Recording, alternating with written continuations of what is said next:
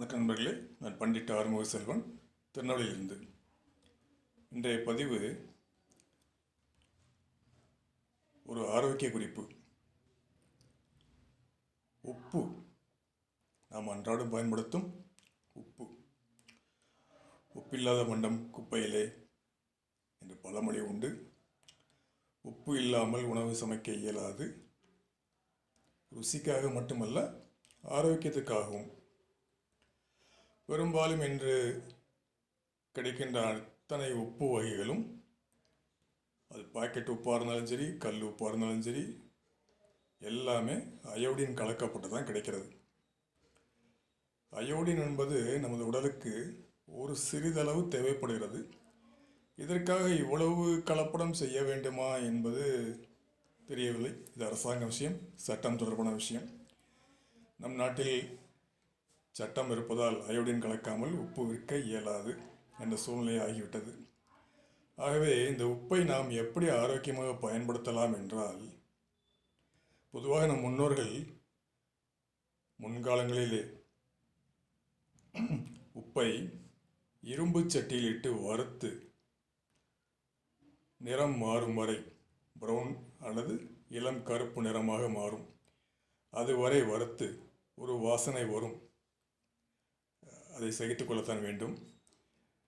அப்படி வறுத்து உப்பைத்தான் உணவில் சேர்த்தார்கள். இப்போது அது அவசியமாகிறது. எல்லா உப்பிலும் அயோடின் சேர்க்கப்பட்டு விட்டதால்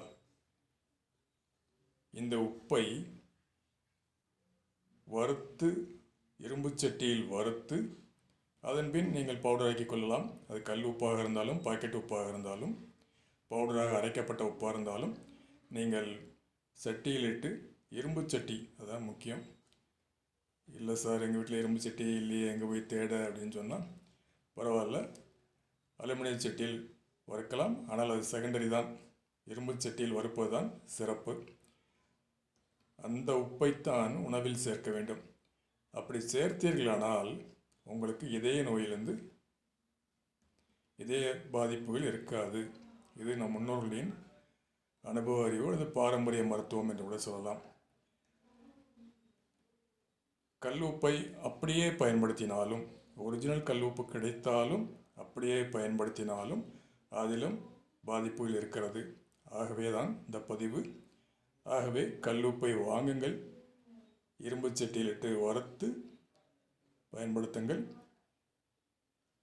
நமது சித்த மருத்துவத்தில் இதய நோயாளிகளுக்கு மூச்சடைக்கிறது போல இருக்குது அப்படின்னு சொல்லும் பொழுது, உப்பு சட்டியில் வறுத்து நாக்கு கீழே ஒதுக்கிக்கோ அப்படின்னு சொல்கிறது வழக்கமாக இருந்துச்சு.